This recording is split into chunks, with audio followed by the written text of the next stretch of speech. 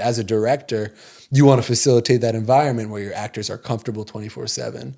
We shot it in about a month and a half, which was kind of one of the craziest month and a halves of my life. It was really, really something spectacular to watch them fall in love before my eyes. And I feel like that also is captured in the film itself. He goes, well, we don't have a liquor license. We only have a beer and wine license. You can't have Surfsides here.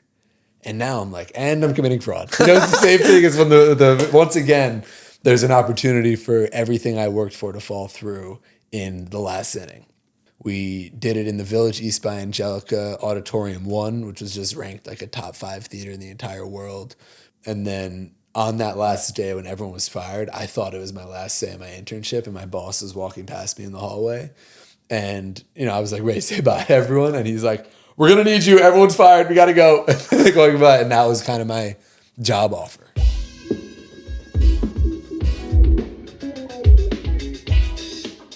Welcome to the Stroll Season 1. I'm your host, Sam Thompson. In this season, I'll work to engage in conversations that dive deep into the intricacies of each guest's unique career, while also bringing to light the reality of how each guest maintains their health in the professional culture they work in. In this episode, I sit down across from Ben Klein. Ben went to the University of Wisconsin, graduating in 2023 with a BA in Communication Arts in Radio, Television, and Film. At Wisconsin, Ben was a member of the Wisconsin Union Directorate Film Committee and was also the social media coordinator for Badger Future Founders. In his junior year of college, Ben founded Mugsy Media Corp, where he directed a found footage horror film to accompany his Wacko Worms NFT project. As a result of his work on Wacko Worms, Ben has spoken at several NFT conferences and worked on a documentary about the CryptoPunks legend, Crypto Nova. In Ben's senior year of college, Ben co-directed a 77-minute feature film, Wasted, a film that unapologetically depicts the post-COVID-19 college experience in its rawest form. At its one-night-only premiere in August of 2024, Wasted sold out Village East by Angelika, a 100-year-old Yiddish theater in the East Village of New York City. After graduating Wisconsin, Ben joined Barstool Sports as an intern, thereafter joining as a full-time producer, and today he is the executive producer of the brand In the Slot. Before jumping into today's episode, I'd like to briefly mention our charity partner, Sochabe, a federally recognized and registered 501c3 nonprofit organization. Sochabe is a grassroots charity organization that recently built Seminole Academy outside of Mbala, Zambia. For those who don't know, Zambia is a country in southern Africa. Sochabe was founded by my lifelong friend, Teza Seminole, who named the Seminole Academy after his father. Teza is a lifelong tennis player and was ATP and ITF ranked in his heyday and was a member of the Zambian Davis Cup team. He started Sochabe over a decade ago and went on to build Seminole Academy to give the children in his home village the opportunity to attend school. Sochabe emphasizes academics while also providing students with the opportunity to play sports outside of school. If you'd like to donate to Sochabe, the PayPal donation link can be found at sochabe.com. That's SOCHABE.com. I'd like to highlight that Sochabe operates with virtually no overhead. Every single penny that is donated ends up directly funding education, school maintenance and development, and equipment. When Teza travels to Zambia to visit the school, he pays for his flights out of his own pocket. Once again, you can donate at sochabe.com, that's SOCHABE.com, to support Seminole Academy and Teza's goal of bringing education to the children of his home village. Thank you. It's time to stroll. Here's my conversation with Ben. Wasted was the name of the film that you and a group of your friends, colleagues at UW Madison put together while you were in college and then continued to work on beyond college. And I remember sitting there in the theater in the event you put together, just blown away by the quality of the film and each and every detail that went into it. I wouldn't have been able to distinguish that this was a group of college students that put it together rather than a professional director. I'd love to hear a little bit more about that whole creative process and everything that went into making a film like that. Thank you. A couple friends and I, we saw a clip on TikTok of Quentin Tarantino talking about how the greatest film school someone could sign up for is making a feature film for no budget. So that's what we set out to do. I was taking like 2 classes my last semester of college, and I just wanted to make the most of it. So we put together $1,000, which is no money in movie terms, And we just got a group of kids who were really, really dedicated to the vision of, trying to do the impossible. So what we did is... And how many kids were working on it? So it was my co-director, Blake Switzer. We had our executive producer, Jared Rosenthal. And then we had a cast that, we had a main cast of probably 4 or 5 people. And then there was I think almost 80 actors total, including extras, probably over 100, because we had all these big party scenes that were a disaster to put together. But yeah, we really just got into, we wanted to tell an authentic college story about the post-COVID college experience, because I feel like we were in a unique position where college really did change after COVID, where I saw a bunch of good people fall into depression, addiction, being locked up for however long we were sucked, and everyone knows it. And it really did change the social dynamic of college. So we kind of wanted to portray a college freshman navigating his first year and, your classic college temptations of drugs, alcohol, partying, seduction. And, we just wanted to explore all these themes, have fun with it, but also, really prove to ourselves and everyone we know that we're capable of doing this. How long was the period of time when you sat down and said, I think we want to make this film, and you actually started shooting the film? Because I know you actually have to write the entire film, find all the actors, or at least your main cast, and then also really get a hard down commitment of people I'm going to commit to this months, if not years long process. Totally. Well, it's actually a great anecdote on sometimes you have an idea and don't execute on it, but it's never too late. So it was winter break of my senior year. So right before my second semester, me, Jared, and Blake, we started hopping on I was in Florida with my family. We started hopping on these Zoom calls, just mapping out the story. And I had a structure where for every scene we came up with the objective and the action. So the objective is portray Alex Wilder, who is our main character, played by the brilliant David Capriva. Have Alex Wilder go to his first party. And then the action is he walks in, he meets this girl, she goes to this bar. You kind of see what actually happens in the scene. So we had the whole story mapped out. And then for 3 months, nothing. It was kind of I'm enjoying my senior year. I'm hanging with the boys, not necessarily as ambitious or not, I wouldn't say ambitious, but not as optimistic that we would be able to do this, because it's not really something that happens every day. And we were approaching spring break, so it's early March of 2023. And, we start coming together and we're all pushing each other wait, we could do this. I think we bang it out. So for 6 days before spring break, I went to Puerto Vallarta, Mexico for spring break. And I knew if we didn't have a solid script before then, that it would never be done. So we sat down with our screenwriters, Zachary Orlowski and Charlie Koepp, and we went to the business school and we had a whiteboard, and literally 6 nights in a row, I think from 7 p.m. to 5 or 6 a.m. Wow. We just pulled all-nighters, drawing on the wall, freaking out, making sure every part of the story is motivated. And just really with a movie, it's really fun, and it sounds so simple, yet when you're writing a movie, it's or before you jump into everything, it's easy to forget. I know how this thing's gonna end. I could foreshadow a little bit here. I could, give the audience things to build on or misdirect them and just to play around with. So I think the movie probably got 3 times better during that final writing process, and then we shot it in about a month and a half, which was kind of one of the craziest month and a halves of my life. Is that relatively quick for how long you might be shooting a film of that length? It really depends. I mean, Okay. if it's a Stanley Kubrick movie, he would spend 400 days shooting a movie. Some shorter indie movies that are more budget constrained, like ours, will shoot in a shorter time frame.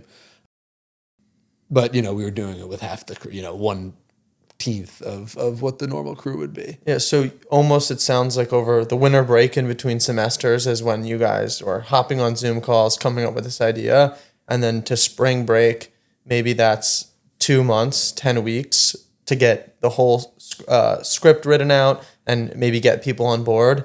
And then was it coming back from spring break to like commencement is when you got everything done? Yeah. So I think it's just an interesting idea because I feel like we all have ideas. And I really commend you for starting this podcast because it's not everyone, at one point it's like, hey, I should start a podcast. It is so much harder to do it. That's 99% of it. So I commend you.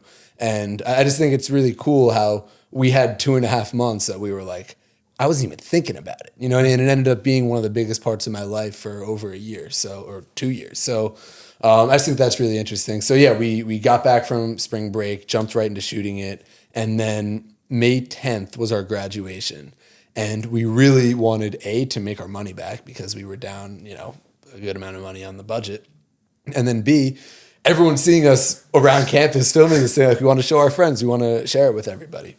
I casted a bunch of my boys in it. It was like a really fun experience. We had representatives of every fraternity in Wisconsin pretty much as the part of our main cast. So a lot of people were interested and we really wanted to show it.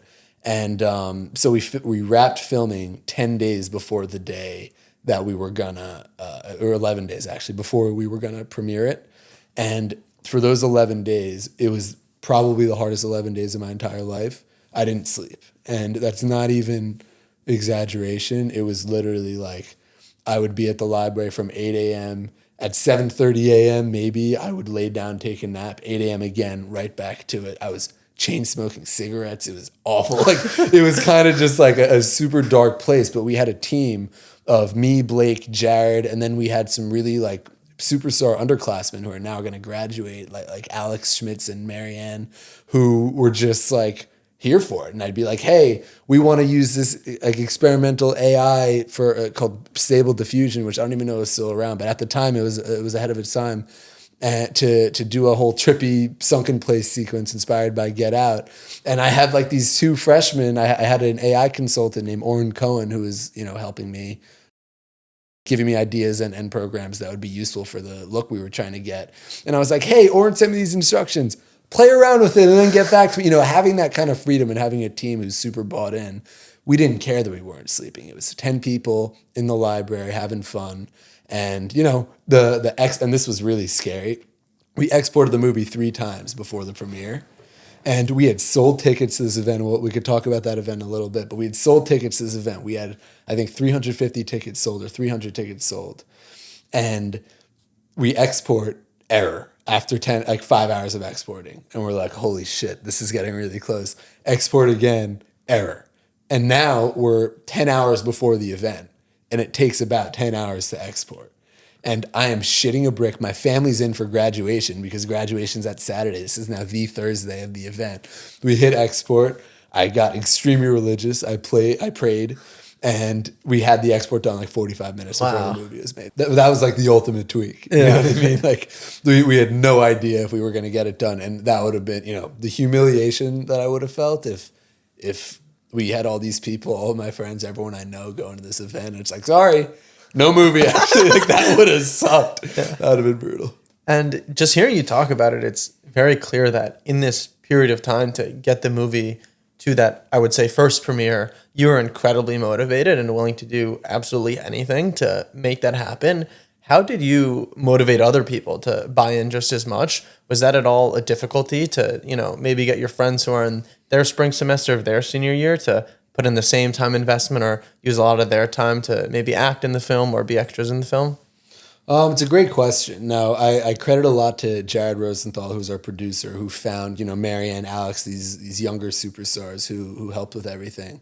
But I think it was just, what we were doing was cool. It was fun. Like we were enjoying it and it was unlike anything any of us had ever tried before. So, we were down for it. And, if I wasn't sleeping, I was chugging like 1 Celsius an hour. It was crazy, but we're bought in and we all saw the vision and we would watch the dailies, which, is the film term for, the raw footage after a day of shooting. And we'd look at each other and be like, this looks pretty good, like it may not be The Godfather, but it may be something that we're incredibly proud of and that we are confident is better than, it was the best possible thing we could have made with the tools and budget that we had.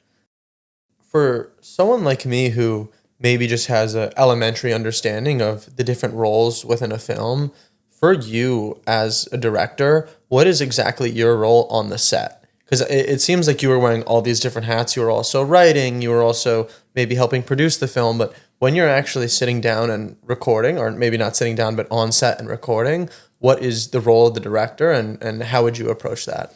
So for Wasted is probably different than, on a real budget film. So me and Blake, I had a co-director, Blake Switzer, and he was really like the DP. So I wasn't worried about camera settings because I knew Blake had my back. I knew we were talking about the camera getting the right ISO, aperture, shutter speed, all that stuff. I knew Blake had us covered. And my role was much more making sure everything was motivated, meaning like if the actor did, like if David or any of the actors did something, in the back of my mind, I'm constantly thinking about, us crafting these characters and making sure like, hey, that makes sense, or hey, that doesn't make sense, or yo, David, that was awesome. I didn't even realize, things like that. And talking to the actors, helping them get to the place that they need to be. Because that's the other thing. Like if you have shitty actors, your movie has no hope of being good. We were so lucky that in Wisconsin, we found such a talented group and everyone's doing well. I mean, look at our three main leads. You have David Capriva, who is going to be a superstar. I already think he's a superstar, but he was just cast in a feature film that they shot over in LA. You have Noah Solomon, who's been blowing up on TikTok, getting millions of views, and Jason Ju, who's been cast in a bunch of commercials. And those are our three leads. And they're really all pursuing this professionally, which I think is really, really inspiring. And I know they're all going to be successful because they have it in them, and also because, they've proven to be willing to work for no money, work for the love of the game, get to know a character, and they were just so open to direction, to learning and exploration of their character. And I think that, I guess we're talking about actors now, but I feel like that's kind of the recipe for success. And as a director, you want to facilitate that environment where your actors are comfortable 24/7, that they feel like they can do their best, and that nothing on set, there's no distractions. But yeah, as the director, you're kind of just making sure everything makes sense and that the actors feel comfortable and are capable of giving their best work, because that's what you're really there to do. The two leads, Noah and David, they did a great job. And one thing that me being your friend, I got to learn about after the film is that they actually started dating after the film. And watching the movie, them as the main two characters, they kind of have their own maybe love story within the movie. Did you feel it all as the director, like almost watching that happen and watching them maybe fall for each other throughout the filming of the movie? The funniest thing was them acting like I didn't know. like they show up to the first hookup scene, and they both have these massive grins on their faces, and they show up together, and I'm like, something might have happened there. Yeah. And it was really beautiful. I mean, this is now 2 years later. I feel just so happy that I was even a part of it to the smallest extent, just watching them get together. And it's like being on a sports team with someone, really, but in the film world, where you're with these people going to practice every day, working hard, sweating, struggling together, making mistakes together, learning together. And it's really no wonder why two people who are both smart and naturally have chemistry. And, I'm sure it helped that they were kissing a lot on camera, and their characters were also falling in love. But it was really, really something spectacular to watch them fall in love before my eyes. And I feel like that also is captured in the film itself. Maybe this is just like the 20-year-old man in me, just kind of curious. As you're preparing for writing and then also filming the sex scenes that were in the film, what does that preparation look like? Because it's actually, as a director, I'd think a very serious thing to do that the right way. So how are you approaching that? And how, did that actually go down in terms of putting that together in the most professional way possible? That was my first time ever shooting anything remotely like that. So I was, as a director, you got to keep your composure. I was shitting myself. And I wanted to, number one priority, make sure Noah's comfortable. David, he was comfortable. I want to make sure he's comfortable. He's fine. Noah, I want to make sure she's comfortable, because as a woman, you're in a group of, on the screen you see two people, there are probably 8 to 10 people in that room, kind of just watch these two people make out. And you want to make sure she's comfortable with every single step. So her and I met a lot leading up to that one-on-one privately. Hey, here are 5 things. Give me your 5 biggest fears. I will make sure they won't happen. look at me. We had a secret code. If you ever seen the Sting 1975, they do this if you're a part of the operation. I said, Noah, do that to me if you ever feel uncomfortable, and I'll call a break. No one has to know. So that's the priority. And then there's a shot in there that I took from The Graduate where she's taking off her shoes and you see David kind of in the background standing awkwardly. That was inspired by Mrs. Robinson, Mike Nichols, Dustin Hoffman. So that's kind of the things you have to be thinking about. And I guess the funny angle is there's a lot of dialogue before they start kissing. They're flirting because, it's like that Hitchcock theory is a pointed gun's better than it firing. You want to see the flirtation, the buildup, not the payoff. As the director, you obviously need to write these things into the script. And one thing that I really admire about your response there is I think, for someone from the crowd, when you're writing that, you really, I guess, thought 10 steps ahead and made sure that, I guess, each actor in that scene was completely comfortable with everything going on. But then I could also imagine that it might be difficult at any point in the movie when there maybe are clashes in terms of creative direction. For example, there are some scenes, obviously, where they're drinking. Maybe I think there's a mushroom scene where he takes it and doesn't know what he's doing. To get an actor maybe in the headspace to portray that properly, was there, and you were actually filming at parties, would you actually film with maybe some of the lead actors actually being under the influence and have been drinking or smoking? Or, I mean, there are some actually pretty, I'd say, accurate shots of a college experience of, people smoking weed and drinking. But were you actually having the actors drink? Or obviously I would assume that was actually smoking, because I don't know what else you could put in a joint or so forth. But so I didn't want the actors drinking because Okay. they're acting. You know? So I'm I think I believe in you enough that you're capable of doing this. The extras were fucked up. There was no way I was convincing. I don't know. We had, for example, the bar scenes, we shot them back to back in one night. And that was a 7 p.m. to 2 a.m. shoot. And I convinced all my boys, thank you for showing out. And there was no way they were doing that sober. So the fellas were there and my girlfriends were there and they were drinking. They were having a good time. And I had to allow that. I was happy to allow that because they were being such an amazing help to me and the whole team. So in terms of the background extras versus real actors, that's one thing. The other thing is David, the lead actor, he did ask me before the sex scene, hey, Noah and I were talking, we may not want to be completely sober for that. For that scene, I was like, I don't want to know. Don't tell me. Do what you got to do. I don't want to know. Don't tell me. So we did have that. Then for the smoking, we had CBD joints. Oh, interesting. Okay, yeah. Those were definitely, I wouldn't say super popular, but definitely a used alternative in my college experience, just because you almost want to fit in, feel that peer pressure, but not actually do a nicotine or smoke weed. Those are actually a decent alternative I'd found.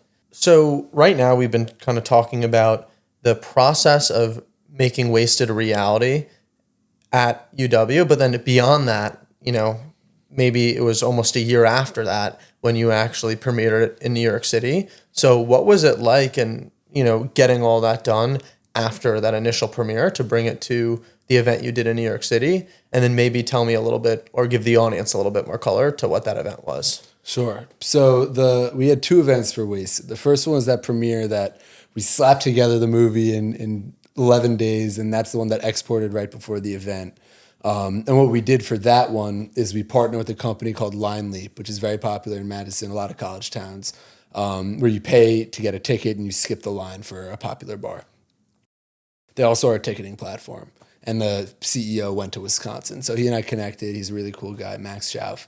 And we had tickets to that event, and we kind of did a 2-for-1. If you go to the film, you can go to Whiskey Jack's for an after party. And Whiskey Jack's, if you watch the movie, is the same bar that we called the Switz. So it's kind of like a meta event. So from that event, I guess I could talk numbers. I never really made any money on this all, but we, on our budget, raised $5.6 grand in ticket revenue.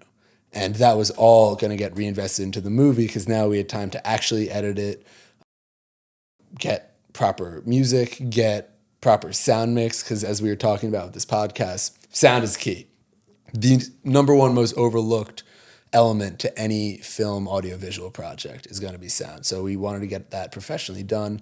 And the color, shout out Chase the Remix Johnson. He's the colorist of the project, and he crushed it. He's working at Company 3 now, which he'd actually be a great guest for your podcast, which is like the premier color grading company for all film and television. So he came in clutch. But anyway, that process after the fact was really a challenge for me, and one of the harder parts of my life, where I was an intern at Barstool. So I graduate, the movie's done, I immediately start at Barstool Sports. And I just came from being like the top dog or one of the top dogs on this film project. Now I'm an intern. It's total head down grunt work. Yes, sir. I'm not actually saying yes, sir, but yes to everything. And, of course I'm down for it. I'm ready for it. And it was just hard because I was saying yes to everything and working my ass off, and then going home every night to Westchester, which is like an hour and 20 each way, and then editing Wasted after that. So it was very time consuming. I wasn't making the progress that I wanted to make, but, kept flying through, kept working hard in both elements, got this guy Jacques to do the sound, Chase to do the color. And about a year later, the film was done. And it was at that moment where I was like, okay, I consider the revenue we made from that project, and now have spent on all this sound and color grading, I consider that part of the budget. So that's a loss, because that was money in my pocket that's no longer in my pocket. I want to make that back. I don't think I'm making money on this movie, but I want to break even.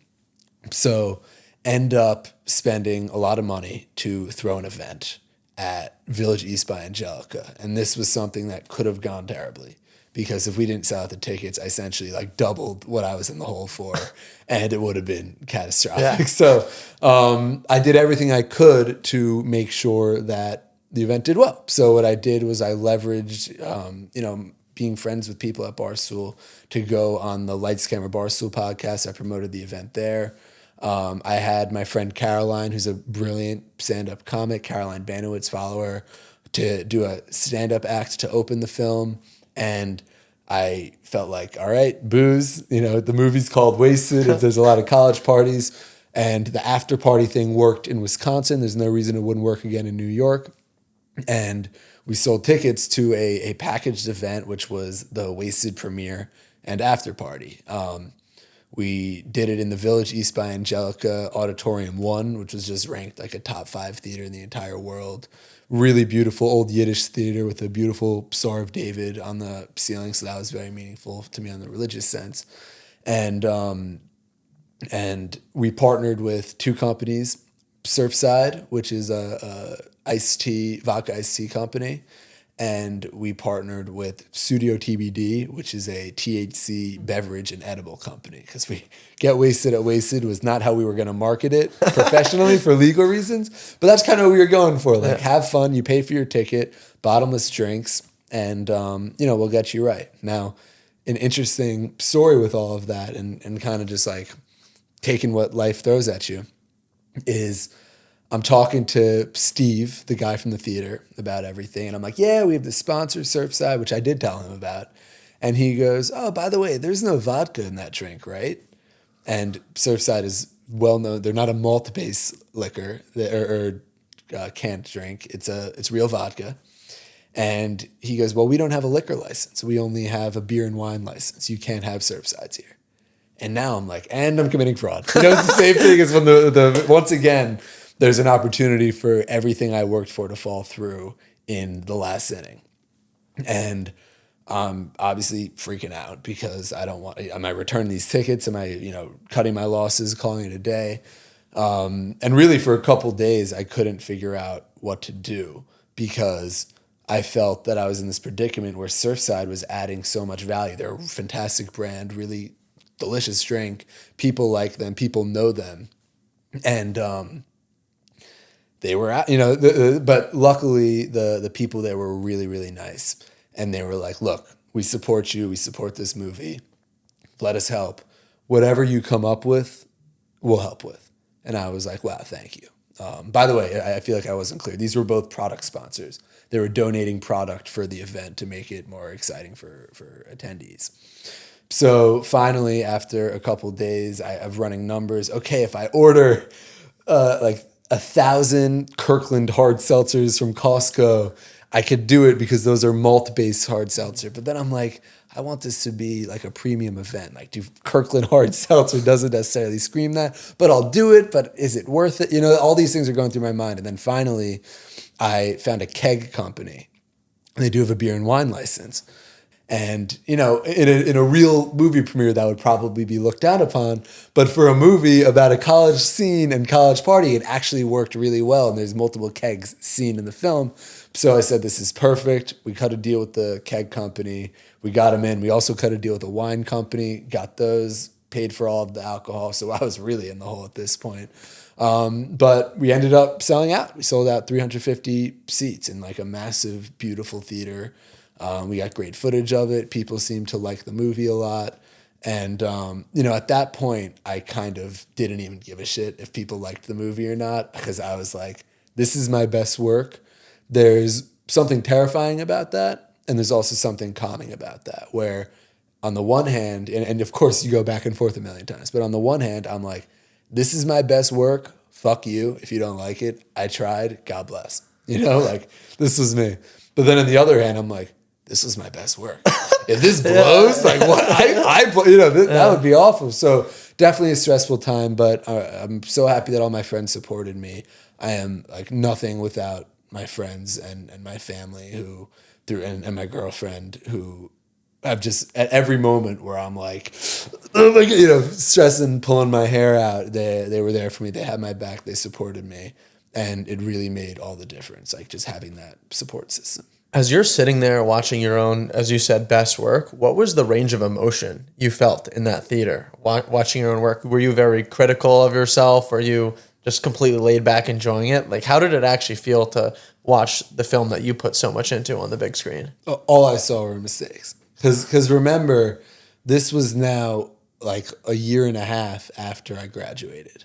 So this was August 2024, and I graduated May 2023.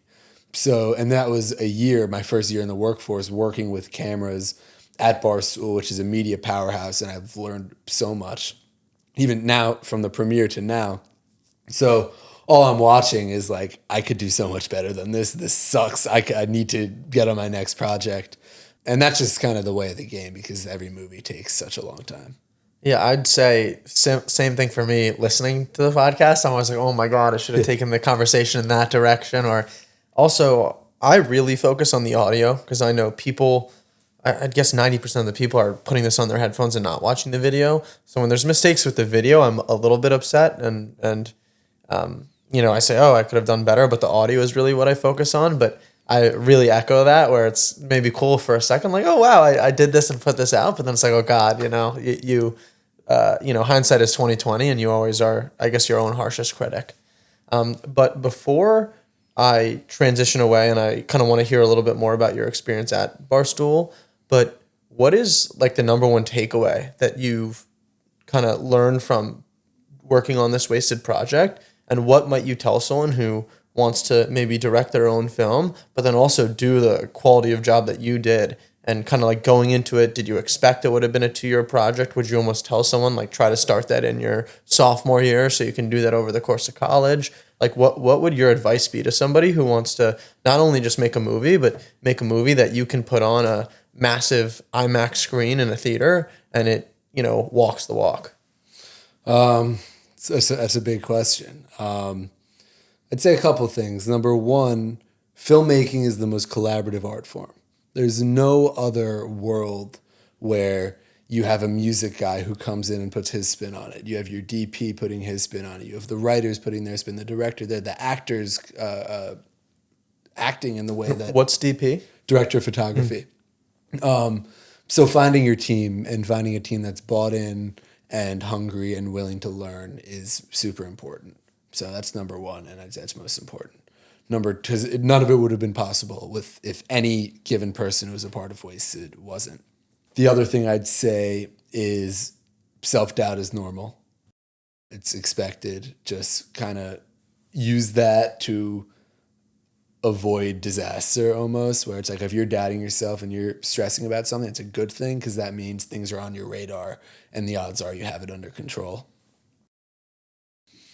And then just like, I don't know, yes, you can. In this day and age, like people could, like, there's no excuse not to be doing what you want to do, especially in like the creator economy where there's people who are famous for doing food reviews on TikTok who never went to culinary school. There's people who are successful filmmakers online who have never taken a film class. Everything you need to learn is online and, the power is at your fingertips. If someone out here listening today wants to actually see the movie Wasted, is there any way that they could do that today? Not yet, but very soon. Like I think I'm putting on YouTube in like a week. Okay. So maybe YouTube, and then is that under your profile or Yeah, where might that'll they go? be under the Ben K YouTube page. It actually poses an interesting question. I really wanted to get it on like Amazon Prime. And we spoke to a bunch of distributors and there's a price on everything. And I was willing to take a financial hit because I think that there's weight to being in an interview or talking to a peer and saying, yeah, you could watch my movie on Amazon Prime. Like imagine when you ask that, I'm like, yeah, it's on Amazon. That's pretty cool. And that's something to be proud of. And it ended up being from this one distributor who was willing to get it there for us. Would have cost $10,000. And I'm like, YouTube it is. All right, very nice. YouTube it is. So you'll be able to watch it on YouTube. Thanks for asking. And you mentioned throughout our discussion working at Barstool Sports. How is it different, working on a feature film and then maybe working on podcasts, shorts, or maybe I'd more say like documentary or vlog style content that maybe Barstool is more known for? It's interesting, and I'm really grateful for it because I've kind of learned the two vessels through which people consume visual media. I mean, just in terms of growth on a personal level at Barstool, I've gotten much better with a camera. Like I understand how a camera works from the scientific perspective, as weird as that sounds. So I'm very grateful for that knowledge. And it's been really cool learning about, what makes something click on the internet. So sometimes it's not cinematic project. I've worked for hours and days and weeks on a short minute-long clip that I think is really cinematic and beautiful, like a short film, and it doesn't do super well. And I've put out a clip that I edited in 85 seconds, and it's gotten 1 million views. So it's kind of learning that work smarter, not harder, is sometimes very true, because I felt, with I've been asking myself that question a lot, and this is like getting vulnerable on the G podcast, is what's the line? Because I feel there's an argument to be made that, and not even that I feel this way, but just there's an argument to be made, because I always like to be critical of myself, that Wasted was working harder and dumber. You know what I mean? Where I worked for almost 2 years on this project, and I'm proud of it. I have no regrets. I think it's great. But, in that time, I worked so hard, spent so much time. And, from a monetary perspective, I broke even, thank God, but I didn't make any money or whatever. And it's like, okay, I see people on TikTok make a clip that essentially is like one shot of just one cool shot, and it has millions of views. And you got to ask yourself, like, damn, I could have made 1,000 of those in this time. And, what could have happened there? So it's interesting. So finding that balance of keeping yourself fulfilled creatively and kind of bringing that to work has been what I've really been enjoying. So with the brand I'm working at right now in the slot, I've been editing all the vlogs, and I've been shooting in the S-Log3 format, which is like what's meant for film, which gets you the full color profile of the Sony FX3, and color grading it and trying to make it look really cool. Like we did a yacht video, and it was so tempting to just like put like dun dun dun dun, dun like some kind of EDM beat over this yacht montage. But I was just like, fuck it, I'm gonna put it on opera. And it ended up being kind of cool. So I do have a lot of opportunities to be creative and bring, cinematic vision to my work at Barstool, which I really love, and I appreciate that they give me and the other producers that kind of creative freedom. So I'd say there's it's really cool, you know, because your question, back to your question, is like going from so film centric to so internet centric. It's been really, really cool to see both sides, and I really do love both sides. And right now it seems like you're extremely happy at Barstool, and I would guess have no plans to leave. But over, maybe the next 20 years, 30 years of your career, do you think you ever might want to go and continue to work on, I would say, feature films? And also, how do you think the rise of the not only creator economy, but short form content has impacted maybe the equation that goes into like who's going to make a feature film, and how do you even like start and get a budget or go to a production company and say, hey, I want, $500,000, $1 million, $2 million. I know some of the budgets for these films are insane, but to actually get that money and then go pursue a project like that. Yeah, the creator economy changed that a lot. I mean, there was a huge hubbub in Hollywood like a month ago when it was revealed that casting directors were like, hey, we're looking for a leading female for this role, minimum 22 million Instagram followers. And wow. People were like, what? Because that's a whole different world than acting. You could be the greatest actor in the world, but you don't give a shit about Instagram. And now you're disqualified from certain roles. So I don't think that's going away. I think we'd be crazy to run away from that. So I think that like we're going to have to try and get a following for ourselves in one way, shape, or form, whether that's through a brand that you make or yourself. Everyone is going to have to be an influencer to a certain extent. And I feel like you've seen that more in the business world where CEOs, a lot of them have podcasts, a lot of them are talking and tweeting and become kind of these personalities. And I think the film world's a little bit behind in the director field. But you see these guys like Jonah Feingold using Instagram and TikTok and Twitter in cool ways. And I think we're going to start seeing more of that. And I think the directors that do that will be at a major advantage. One or part of the goal of this podcast, and which I realized and really saw other people with podcasts say, oh, hey, that would be an incredible resource is, if you have a podcast that's doing really well, you have a platform to invite other people to speak, and it allows you to speak to a ton of interesting people. And that's what I think to me would be the greatest thing. If there's someone in, whether it's the medical field or a professional field whose story I find really interesting or brand, company I find super interesting, if I can say, oh, hey, I would love to speak to you for 2 hours on my podcast and hear about your journey and actually get to make that happen, that would just be incredible. And that would be, I guess, the biggest payoff that I could see from the podcast is just allowing me to speak to interesting people that otherwise with no platform I maybe wouldn't be able to speak to. And totally. At Barstool, as you're working on... Could you tell me how you started this? Like just a little bit on how it came to be? Yeah. So I, at McKinsey, got pretty into podcasts. I would listen to them sometimes on the train to work, when I was maybe going on a walk on a weekend. And then I just realized, hey, this is a medium of content that I really enjoy. And then I would see people that... maybe you start listening to a podcast or you see someone's Instagram and then you see it 4 months later and then all of a sudden they've not only blown up, like I probably honestly wouldn't be thrilled if like people were stopping me on the street or I lost the autonomy to be able to just, go outside and walk and not have people stop me. But oh, hey, now this person's talking to this, super interesting physician and I would love to be able to have those conversations or form a connection with somebody and learn from them. And then I also thought, hey, at least at my job in McKinsey was so intense that I really wasn't honestly doing anything other than work, at least during the week. And then on the weekend, my priority was get some exercise, sleep, eat healthy, and like try to see people.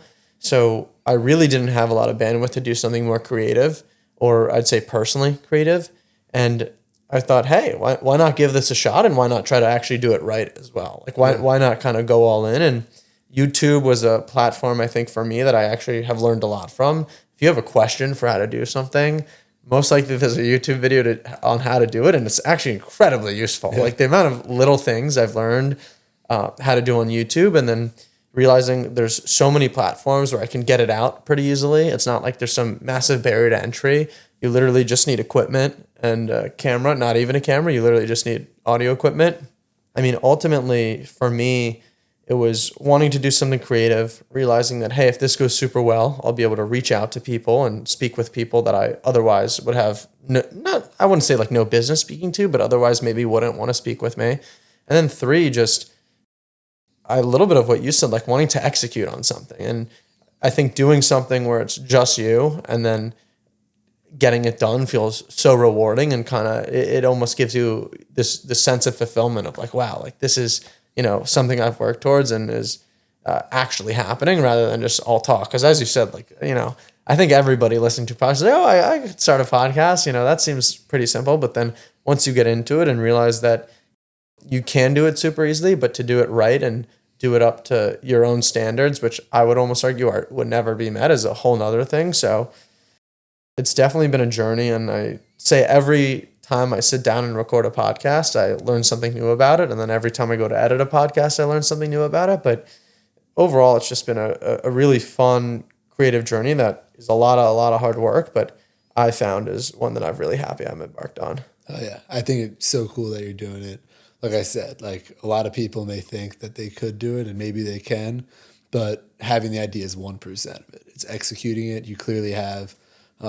Getting better with every episode. You're crushing it now. I just love to see it. It's cool. Yeah, thank you. And I've also made my new metric of success is, what is the feedback I'm getting from people who are actually listening? Not how many people view the clips, how many people listen to the episodes. That stuff's cool because it maybe means that people are sharing it or people are finding it. But I think like 2 weeks ago, some random person reached out to me on LinkedIn who maybe, I don't know, maybe late 20s, working at the White House, which is in my mind like a really reputable place to work. Been there for maybe like 4 or 5 years, and just said, "Hey Sam, like stumbled upon your podcast. Thought the conversation was really interesting and like what you're doing. We'll like continue to follow along." And this was That's like, awesome. yeah, this was someone I had no idea who they were, but was someone who I thought, maybe down the line would be like a cool guest to even have on, and just kind of getting a little bit of like a message from the universe of like, actually like people might find this useful and it's not just sent out and falling on deaf ears. That was really cool. And I think that has almost become my metric of success is, are the people who are actually listening, enjoying the conversations I'm having, and just kind of pursuing that rather than like, oh, I didn't get 1 million views, like this is a failure. And you also are now working on, or you're the executive producer for In the Slot, the podcast. How has that been, kind of launching a new podcast, but also with like the full weight of Barstool behind you? Because I have It's me, myself, and I. Like you're looking at like the entire team here. How does it feel for you, like maybe having all those resources at your disposal? And then how has that been? Because I'm also sure it's a lot more intense for you, maybe because that's not only your full-time job, but I'm sure each host on that podcast full-time job. So how's that experience producing a podcast with the full weight of this media giant behind you? It's stressful because like any mistake will get just blown up by the stoolies. And the other thing is at a normal company, if you make an error, your boss will talk to you and you're either fired or they slap you on the wrist. They say, "Hey, don't do that again. It happens. Everyone makes mistakes." All the above is super healthy or normal way to respond. At Barstool, if you make a big error, Dave Portnoy will yell at you and you'll be viral. And it's kind of an extra angle, which, I think is honestly a smart way of doing business because everyone's on. So I kind of have that in the back of my mind where it's like, I don't want to be, I like being behind the camera generally, unless I'm talking to you or it's a unique opportunity. But, I don't want to have to deal with, someone yelling at me in public and having Barstool fans commenting, "Yo, fire, bro," that kind of thing. Like we don't need that. So that's always lingering in the back of my mind. But yeah, definitely it's nice. We have studios at the office where the Kelvin is naturally set on the light, so we don't have to adjust that every time. We just adjust the cameras and set them up the way we want. But it's been really cool. I mean, I'm lucky that I've been paired with some really cool talent. It's Mubi, Kelly, and Ray. And all 3 of them are really cool in different ways. Maddie's 22, Kelly's 24, Ray's 26. So we're kind of tackling a major chunk of the female demographic because everyone has someone to align with, which I think is really cool and really unique. And I want to circle back really quick because you mentioned the I would say transparent mistake atmosphere in Barstool where if you make a mistake, like someone's actually going to say something to you and it's not going to maybe go through like a ton of different channels and you don't actually know like maybe what the mistake was or what people felt about it. I remember there's a clip that you sent in our home group chat of, I think it could have been like an advertisement or a charity video where Dave Portnoy cursed during the recording and you thought, hey, this isn't like an appropriate thing to curse in, and you like bleeped out his curse words and he like came around and was like, who the hell edited this? And like, no one edits what I say. And I remember when I watched it and saw you respond and handle that, I was like, wow, that's a CEO, founder of Barstool, literally walking up to you and being like, why the hell did you do that? Like, it's a huge mistake. And I thought you handled it very well. Thank you. But what was that like?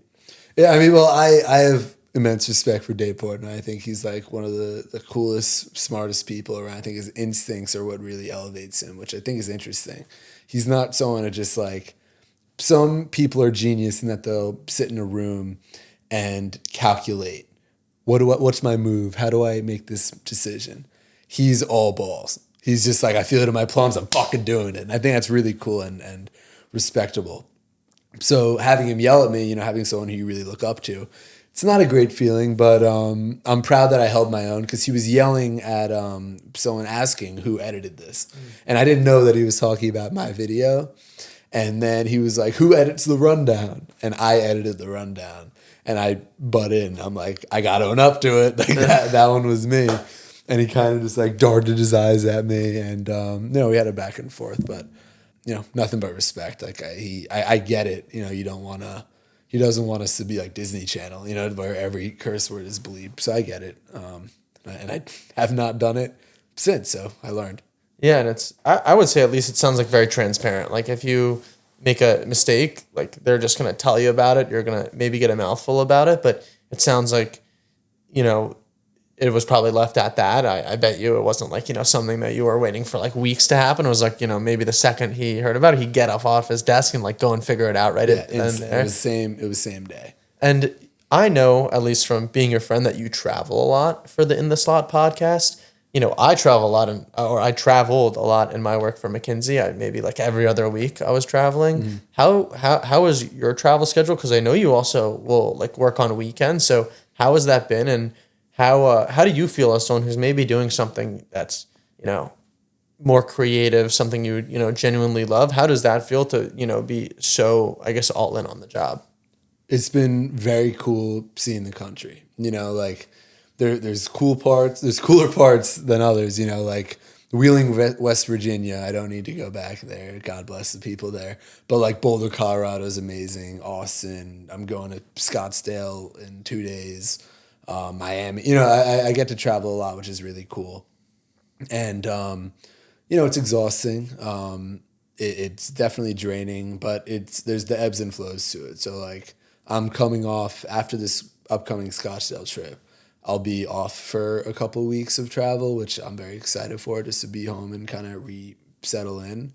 But then when you're on, it's just like nonstop. But I have gotten addicted to Delta miles. Obsessed. We only fly Delta pretty much. Or at least I always ask for them to book me on Delta. And I'm gold medallion right now. I really want to hit platinum this year.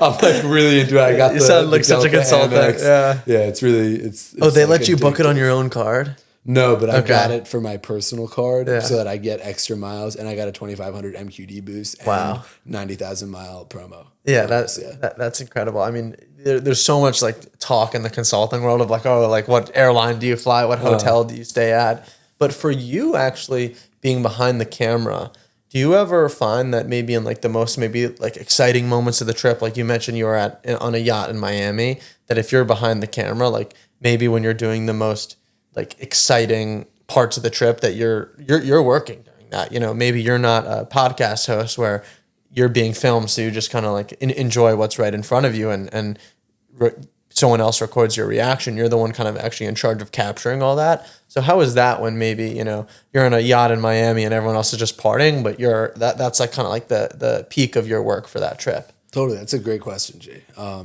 What I'll tell you is like, that's a very big, like, I feel like people will misunderstand some of the stuff I do at Barstool, and I'll be like, I had a long day, and they'll be like, bro, you're on a yacht in Miami all day. And I'm like, no, it was a lot.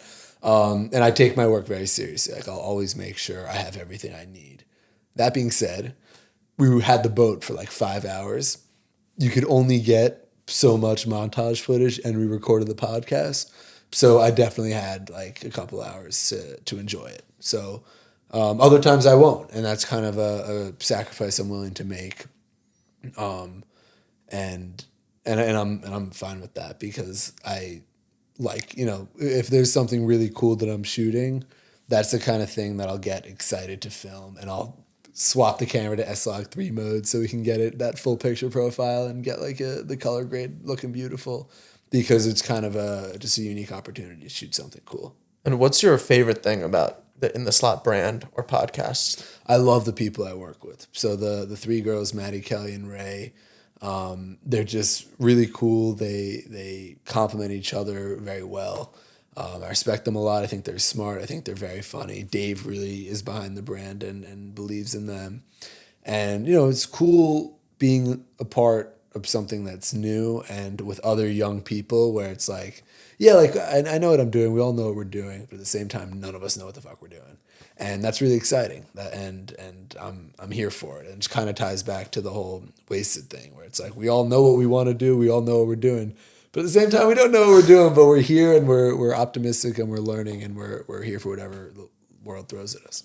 And I think I've seen a video or a short of like what time does everybody show up when it's like the 10 p.m. or 10 a.m. recording of the podcast. What does an actual day in the life look like when you're not only behind the camera but for the people actually in the podcast? Because even if you're maybe releasing like 2 podcasts a week, if that's maybe recording twice a week, like what else are, people who are hosting the podcast? Obviously, you might record and then edit and then produce, but what other activities do they do? Are they helping promote, build the brand, thinking through marketing things? Like kind of what is the full scope and role of a podcast host at Barstool?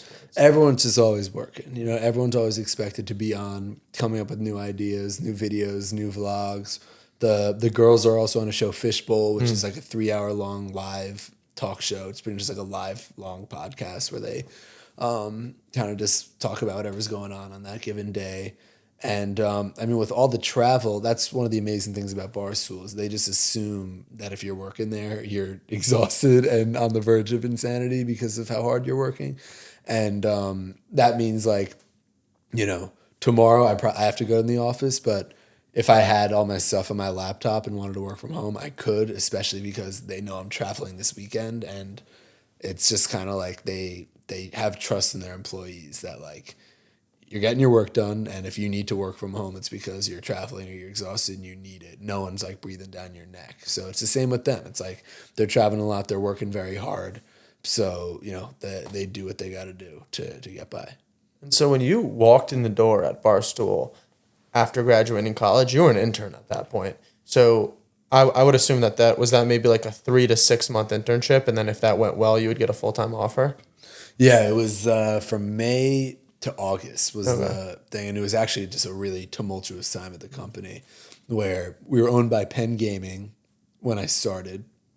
Like a couple weeks into my internship, Dave bought back the company for $1, which side note I think is like one of the coolest business deals of the past decade.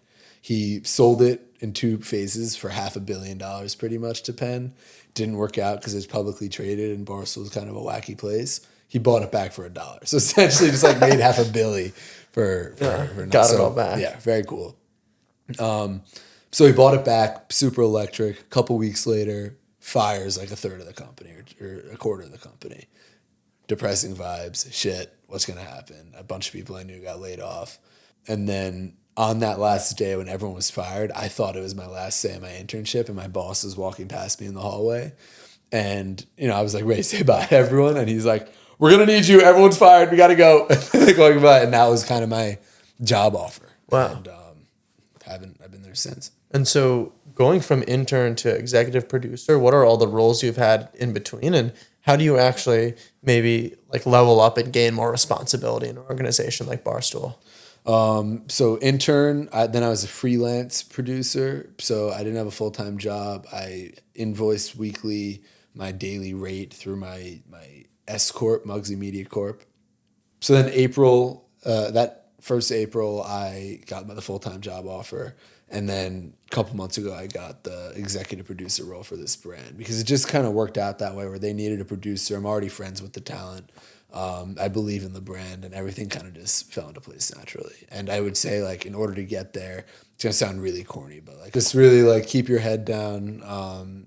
People will always respect hard work. So, just be down for everything, say yes to things, don't have an ego, work your ass off. And one thing that I'm kind of interested about, and maybe this kind of is on the top of my mind because I was talking about kind of where I use my yardstick for success at this point with my own podcast. But in an organization like Barstool that has so many successful brands, so many successful podcasts, what are like those KPIs or indicators that you guys might try to look at and say, oh, this is actually going well, like our audience is responding well to this? A lot of comments, actually, because we have, I love the Stroolies, but there's definitely, I think they would acknowledge, there's definitely a little toxic subset of them where on a given video they may be commenting hate.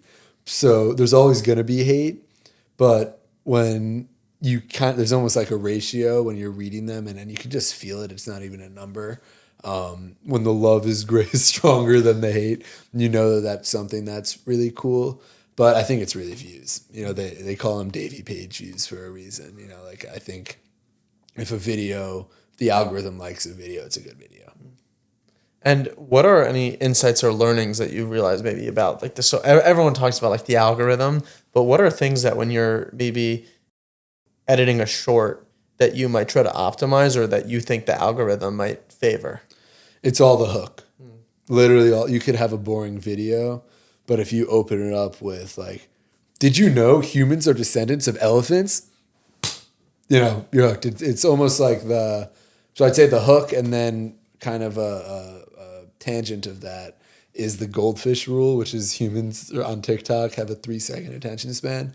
So every 3 seconds, try to have either a punch in, a zoom in, a photo pop up, a video, some kind of asset that you could plug onto the screen because people need the simulation. It's clear that Barstool is an intense place. It seems like it's a very fun place to work and an exciting place to work, but within that, like people expect you to do your job well and also work very hard at that. How have you found it's kind of like balancing your life outside of Barstool, whether it's like socially, like keeping yourself in shape, like sleeping, spending time with family? Like, how have you found that balance? Like, as you mentioned, like you might be traveling over a weekend. You might be, maybe like away from home for a month at a time. Big challenge. They're, especially on the travel benders, it's very hard. I'd say I gained like a Barstool 20 that I had to turn around. So I had a huge like New Year's resolution. Going to the gym, I'm down like 25, 26 pounds on the new year. So congrats. Feeling good on that. It's all from the ass. Wow. Like, I guess a little bit, but and I still got a little way to go to get back to the goal. But it's easy to kind of just like not really think about what you're eating when you're getting home late and you're traveling. I gained like a 20 good 20 since starting as well. Yeah. People talk about the freshman 15, but they don't talk about the post-grad 20. Yeah, I feel like I have done a good job at realizing like I actually don't want to be as light as I was coming into my job. Like I was so skinny and I felt like I was in great shape, but I realized like, actually I want to focus on like putting on more muscle. Yeah. Even if my body fat percentage is higher, I actually like feel a lot better at this weight now. But I'd say like as I gained the weight, I probably wasn't as like in good shape as I am now. Yeah. I might weigh the same, but would argue I'm more muscle now than I was maybe 6 months ago. Yeah, staying in shape is really, really hard. In eating, it's all diet, really. Yeah, walking. Oh yeah. And you were doing like the like walks with Frank. Yeah. How active actually is a day at Barstool? Because I imagine if you're like running around doing all this stuff, like it actually you might finish the day and you're exhausted. You might I'm imagining there's a decent amount of days where you're like behind a desk for a large part of the day, but like when you're traveling, I imagine it's actually quite active. It really depends if you're shooting or editing. When I'm editing, I'm taking no steps. I'm sitting at a desk and I'm grinding, like any other desk job. But then, when we're shooting, you'll be on your feet and you'll wish you were at the desk. So no matter what, you're unhappy. But there's definitely a difference. And you could get your steps in for sure, especially shooting those Frank walks where you have a gimbal, which is, I'm going to throw out 20 pounds, but it feels heavy. And you're walking backwards through Manhattan and you're walking backwards for a full hour. uphill, downhill. We did a walk with Saquon Barkley, and he lives at the top of this hill in Jersey. And I had to walk up this entire hill, like a half mile backwards. My calves were on fire. And that's actually great for you. Sometimes I actually hop on the treadmill and walk backwards. Oh, it's great, yeah. But is there someone like next to you, like being like you're not going to crash? Yeah, Okay, my boy Jenks, who would stand here and guide me. You need it. I mean, that would be hilarious if you like you just wiped out. But yeah, how have you found that? Like, I'm guessing you're spending so much time with people in the slot brand. Are you spending a lot of time with like people at Barstool outside of work, or since it's so intense, are you like prioritizing family, friends when you have that time free? Definitely prioritize friends and family because I spend a lot of time at work with work people, and at work there's a lot of blend with work and play. You know what I mean? So it's like we'll go out, we'll film something, and then once I get everything I need, I could just like be out with the people. So like I will go out with my work friends, but I really do try to prioritize my college, high school friends and my family, because it's just like my grandparents, you know what I mean? There's just, I feel like graduating is always that feeling of like there's so many people you want to see and you'll just never have enough time to see everybody, and it's hard. So putting in that effort because you see people at the office has always been important to me. And what's one thing that you do to, working for this like large organization, you're part of in the slot brand, like what's your favorite thing to do that's almost like I'm doing this for me and this is like kind of a way I can like unplug and reset myself? Fortnite. Really? Me, Simon, like we've been ripping a lot of Fortnite. Will, it's crazy. I never thought. Is it like solos, duos, or like duo squads, whatever we could play? I never thought I'd be a video game guy. And like I still don't consider myself a video game guy, but I've been playing a shit ton of Fortnite, and it's a great mind clear. I also been reading much more this year than any other year in my life. I think that it's one of the most important things we could do. I remember arguing with my dad, like a classic high school kid, being like you didn't have Fortnite when you were a kid, like because you'd be like, why aren't you reading as much? Which is totally true. I mean, if our parents had TikTok, they would not have read as much as they may have or whatever. So I do think that's true, but really discovering that like when you just sit, even if it's just for like a half hour, an hour, such an amazing way to disconnect. And I've been evolving because in high school, I'm like, it's fine, movies are better. I enjoy the greats, but I'm not going to waste time reading a random book. And then college, started reading a lot and started listening to a lot of audiobooks, and I'm like, all right, this is a great way to get information. Why do I need to sit if I could be on a walk while reading it just as good? But really the simplicity of disconnecting, having no screen nearby, no electronics in your headphones, and just having the page is something really, really calming to me, and it's been great. Yeah, I want to just kind of like go back to the two things you talked about there. I think that people who haven't played like a Fortnite, Call of Duty, like team first person or third person shooter game, like don't understand that when you have either you're with someone in person or you have a headset on, you're like talking to like you're in their ear and they're in your ear.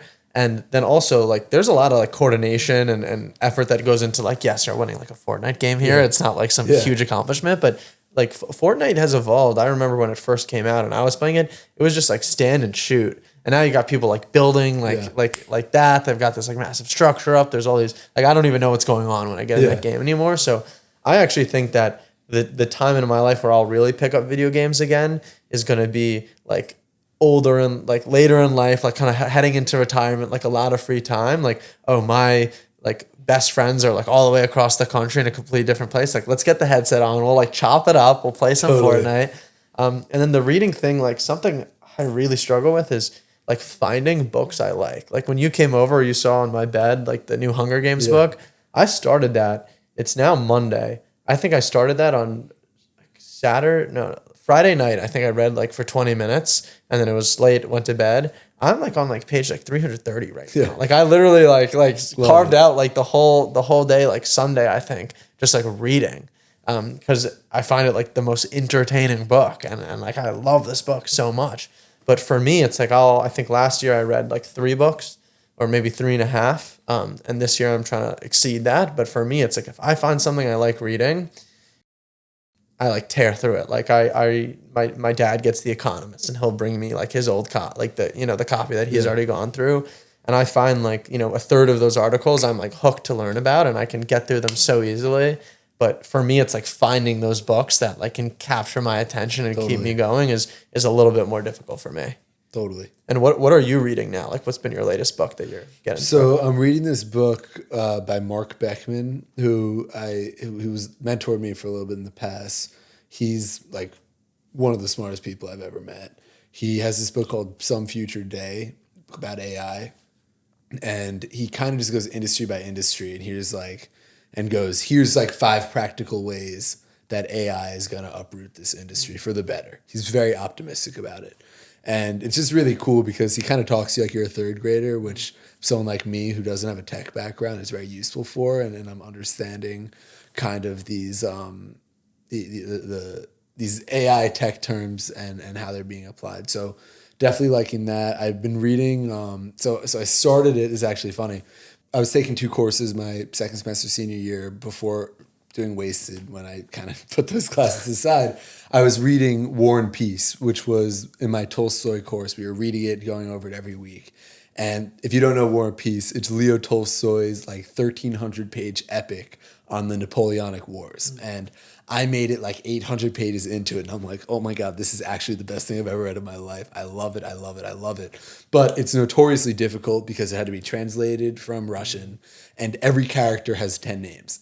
It's like he's Prince Andre. It's unbelievable. You can't even. There's actually an index at the front of the book that lists a character and all of their names. Pierre, Mr. Bazooka. Like it's just unbelievable, and it's really cool. But then I directed Wasted, and I was totally roped in. So I'm reading this really, really deep, intense, nuanced, detailed book, and then I don't touch it for 3 months. And I never went back to it. And it's been driving me crazy that I never finished War and Peace. So I've kind of been easing my way into it by reading other Russian literature. So I just read a short story that I really recommend. Very depressing. It's called White Nights by Dostoevsky. And it's just about this guy who is the loneliest man in the world. And all he does is walk down the streets of St. Petersburg and look at the people around him and how he admires when they're happy going home from work and how he just never can talk to anybody. And he's just like, the way he writes it is so darkly and intensely lonely. It's really profound. And he meets a girl and it's romantic but tragic. Really recommend it. It's like 60 pages. You'd read it in an afternoon. But read that and I'm slowly but surely getting back into War and Peace. Wrapping it all up here, as you zoom out, think about your experience with Wasted and how that brought you to Barstool and now working at Barstool. What's one thing, and maybe this is 2 parts, one thing in your career that you are kind of looking forward to and hope to achieve in the next, couple years? And then what's one thing outside of your career more personally that you're hoping to, achieve and build upon? For looking personally, like in the next 10 years, I want to get married and have a family. I think that's like one of the main reasons, the only reason really why we're all here. I think that's the most important thing any human could do. But then in terms of my career, I want to direct another movie. I want to grow, I want to get better, and I want to learn from my past and continue to just improve on every skill, whether that be in the film world or whether that be like how to be a better friend. I feel like there's just always ways to improve, and I'm very critical of myself sometimes where I'm like, damn, I wish I could be better in X, Y, or Z. I feel like we all are. So yeah, that's what I'm looking for. What about you? I think for me, the biggest thing is as I make this transition to pursuing a post-bac and then going into medical school, finding, and I have inklings of what I might want to do within medicine, but like really as critically as possible, like figure out, I know what I want to like get out of going into medicine and why I got into it, but then also like that's got to manifest in some way and you got to choose the specialty you want to pursue. So just make sure that I do like the proper diligence to choose the correct specialty for me, because that is what I'm going to be doing for 30 years thereafter. Totally. And I think more personally is make time for the things outside of my career. And that doesn't mean I need to be spending like 2 hours a day working out and like 2 hours recording the podcast and then an hour doing something else. But, just try to not put these kind of, I'd say, career adjacent things on the back burner. Because when that did happen at my time at McKinsey, and like all I'd have is the weekend to do everything, like I'd be so exhausted. Sometimes I'd feel like sick coming out of the week, and just like, all those other things that I think are so important in life that you can build upon just doing for like an hour every week. If you like sit down and draw or sit down and read for 15 minutes a night, like those things really compound. And just making sure that as I am going all in on medicine and pursuing that, I don't kind of let all these other things that, over 10 years you can accomplish so much in your personal life, like let those things fall by the wayside. That's a great angle. To that point, I'm trying to, like we talked about Mark Beckman's book about AI. I don't want to get left behind. I think that anyone in history who has been anti-innovation has been on the wrong side of history, for better, for worse. Has been on the incorrect side of history is a better way to put it. So I want to, especially seeing like some of these AI generated videos, it's kind of like, oh my God, that's what I do. And it looks really good. I want to make sure I'm ahead of it and that I'm a part of it. So I'm taking a course right now by this group called Curious Refuge. They're kind of the industry standard in Hollywood right now on how to learn how to use AI and film and runway and all of these AI video generation, text to video, image to video platforms. So I just want to get good at it, because I don't know how I'll use it, but I feel like that's just where my gut is telling me to go. I don't know where it will take me, but I think it's just interesting, and I don't want to get left behind. And has Barstool been very encouraging of you kind of like building those new skills that could very plausibly like help them as well? You're not only kind of educating to build your own skill set, but then you go into work and you use that skill set for the company. So have they been kind of like encouraging in maybe you trying to bring in those technologies? They would be. I haven't like actively talked to like my boss about it, being like, hey, I want to do this, but talk to like my friends at work, like, hey, I'm trying this thing and they think it's cool. And that's one of the best things about Barstool is if I have an AI video that I think is cool and I make it and I show it to them and like it is cool, it's game over. They'll let me post it. They'll let me share it. There's not really any guardrails. So going to keep experimenting and kind of see where that, side mission takes me.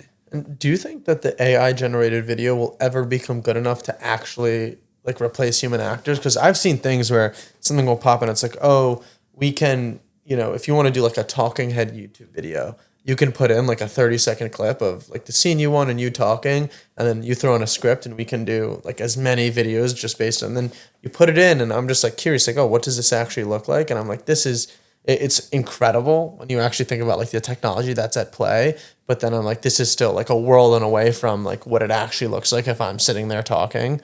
Do you think that it will ever, especially like in film, when there's so much emotion and so much nuance to how humans communicate, do you think AI will ever actually be able to replace that or replicate something similar? I would like to say no. I think that a lot of AI is regurgitating pre-existing work.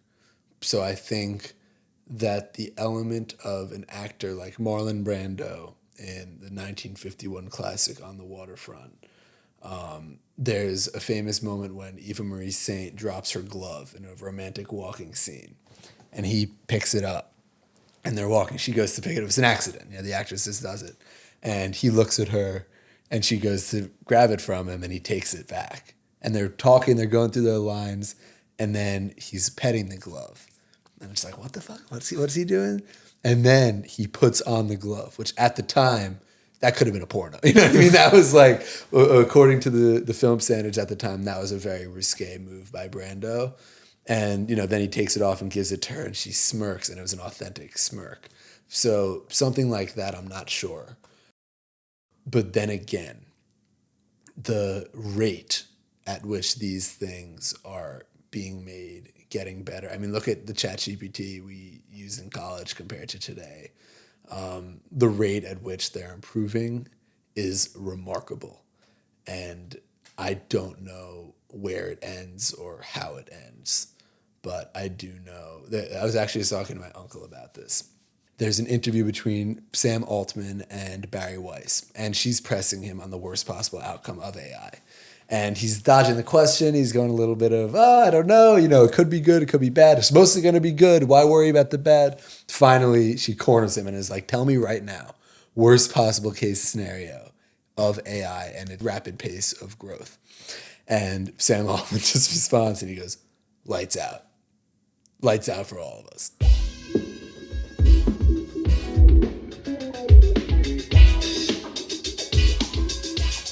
Thank you for listening to this episode of The Stroll.